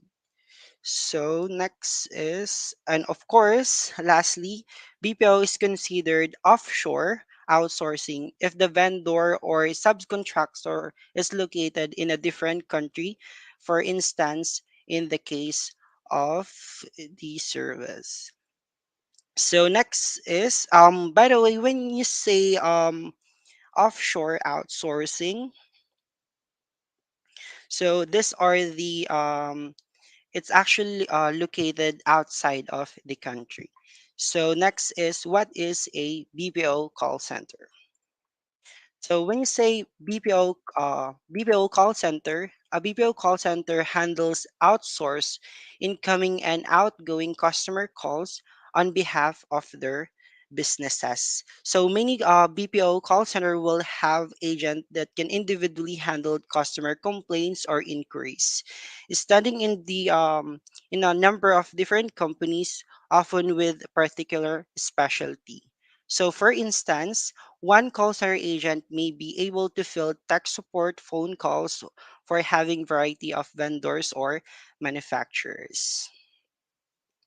And for the next slide is the importance of the BPO industry. So one of the importance of the BPO industry, companies are often drawn to BPO because it affords them greater operational flexibility by outsourcing non-core and administrative function. Companies can reallocate time and resources to core competencies like customer relations and product leadership, which is ultimately result in the advantage over competing business in their industry. So, the BPO partners and companies constantly strive to improve their process by adapting the most recent technologies and practices. And of course, also BPO offers company that benefits quick and accurate reporting, improved productivity, and ability to swiftly reassign to its resources when it's necessary. So let's move on to the advantages or the BPO advantages. So there are numerous advantages to BPO. One of the primary advantages is that it lower its costs. Performing a certain job function internally costs a specific amount. So BPO can reduce this cost by outsourcing this job to an external party, often in less cost intensive country, reducing the overall cost of performing that job function. So that is the advantage of the BPO. So let's move on. So I just want to give you some idea or about the advantage of the BPO. Uh, it's actually being allowed to focus on core business function that is critical to its success rather than administrative tasks. So that is one of the advantages. So let's move on to the three types of BPO companies. First is the local outsourcing, offshore outsourcing, and nearshore outsourcing. These are the three types of BPO companies. So when you say local outsourcing, local outsourcing is the company that is in the same country as your business. So offshore outsourcing, these are the company that is in another country. And when you say nearshore outsourcing, so these are the company that is in the other or that's not too far to your country. All right. So these are the three types of BPO companies. So what is the goal of a BPO company or a BPO? The primary goal is to cut costs, free up time, and focus on the core aspect of the business. That is one of the goal of the BPO. So BPO is help the companies to save money and grow their business without having worry about the daily tasks that could consume much of their time. Some common businesses process outsourcing examples include customer service, lead generation, call center, billing, telesales, and more. So next is the two types of BPO. We have front office and back office. So when you say front office, um, BPO focuses on activities external to the company such as marketing, customer service. So front office, these are the agent who handle or who interact with the customer. So they are the front office. So when you say back office, BPO entails the internal aspect of business such as payroll, inventory, purchasing, and billing. So under back office, I just want to give you an example. The human resources, candidate engagement, talent acquisition is part of the back office. So next, the next slide is jobs in BPO companies. So BPO employees can get hired according to their expertise and skill set, giving them the chance to practice their professions better. So why you want to work in a BPO? So BPO exists across main industries including healthcare, education, business management, manufacturing, and technical industries. Because so many sectors rely on the process that companies can outsource to BPOs. You can find a range of career opportunities. So these are the career opportunities in a BPO company. So first is accounting work, customer service related, human resources, and back office. And hold on.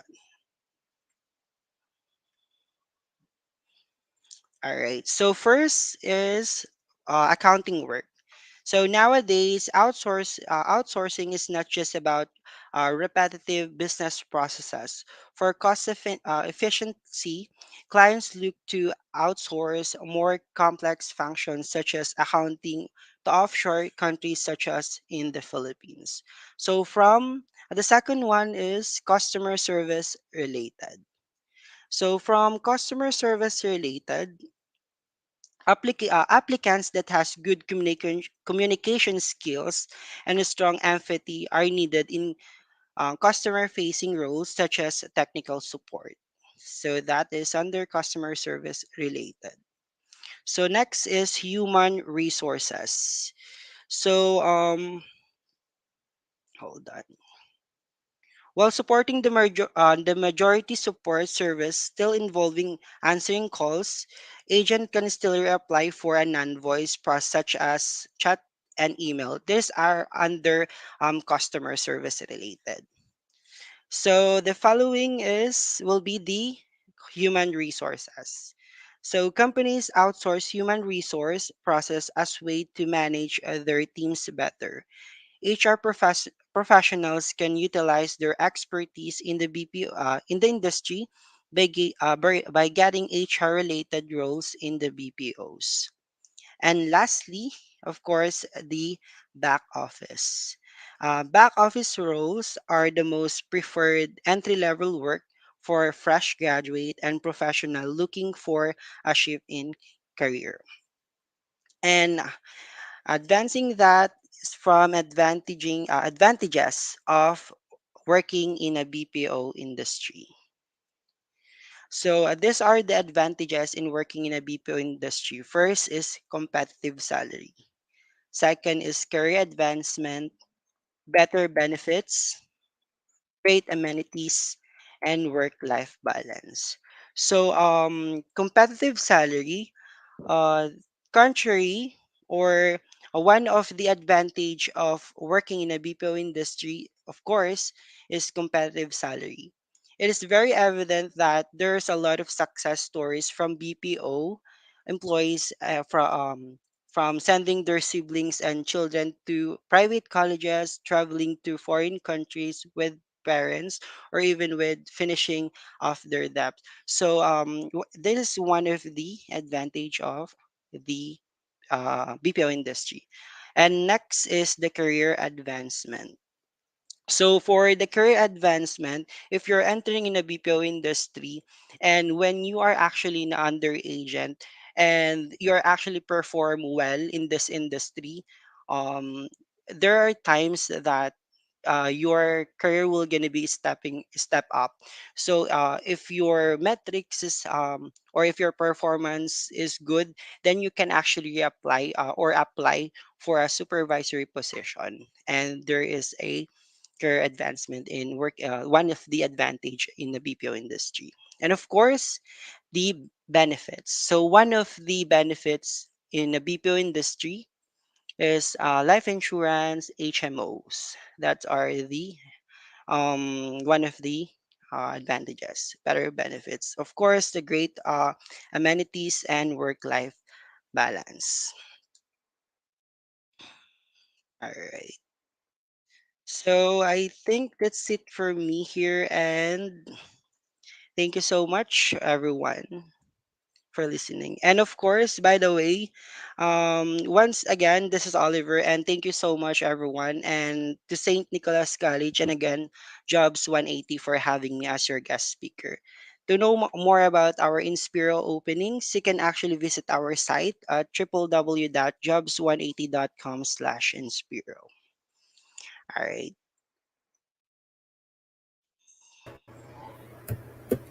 Thank you so much for that presentation po, Sir Olie. We now open the floor to questions. You can now comment your questions po for the audience. To give you time to think about your questions, I will go first na po. Sir, what is the usual recruitment process po sa Inspiro? So first, the recruitment process, una muna is mag-undergo ka muna ng pre-screening process. So after ng pre-screening process, we will endorse you to account validation from our talent acquisition. Yung pre-screening process namin is under candidate engagement. So kami yung unang makikipag-interact kay applicants. Then after nun, kay talent acquisition, initial interview or account validation, then assessment, and mock call, then final interview. Is Inspiro po ba open for applicants from different courses or may specific course po na need? No, we don't have any specific course. At least, um, a college graduate, fresh graduate are open to apply. Even kahit ibang course yan. Pwede. Pwede kay Inspiro. How about senior high school graduates po, sir? Are you Yes, we're accepting naman? accepting senior high school students, even high school graduate. You're accepted here in Inspiro. Ayun po. For my last question po, what are the challenges or roadblocks in working in a BPO company po in the first few months, especially po sa mga fresh graduates? I'm sorry, can you repeat that? What are the challenges po or roadblocks in working in a BPO company in the first few months po, especially sa mga fresh graduates? All right. So for that, I think the challenges is that possible attrition actually is waiting for graduation. So we have actually qualification then. So we're accepting high school graduate. Nilalagay namin siya sa different accounts. So meron din kaming challenges um, when it comes to educational attainment. So dito kasi kay Inspiro, pero specific site lang siya. Hindi siya all over site. So one of the possible attrition for us is waiting for graduation, ganun. To be qualified to that specific account that we are offering. Ayan. I hope the audience po ay nag-take note sa mga sagot po ng mga speakers today. So with that, Sir Olie, thank you so much po. Yes, And thank you thank then, you po Shin. for sharing your wisdom to the audience today. We look forward po to having you po sa mga next career talks. Thank you so much po, sir. And keep safe po. And to everyone, thank you so much po for joining the event today. We hope you had as much as fun as we did. And that concludes our event for today. Please don't forget to evaluate. If the forms did not work, kindly take a screenshot as proof of your attendance with the date and time today. If you have concerns, please reach out to your school's guidance office. Recordings of the webinar will be posted in the jobs180.com Facebook and YouTube channel. For further information, please make sure to follow your school's Facebook page for webinars and other announcements regarding the career and placement services. Please watch out for the next set of webinars hosted by jobs180.com this week and the following weeks.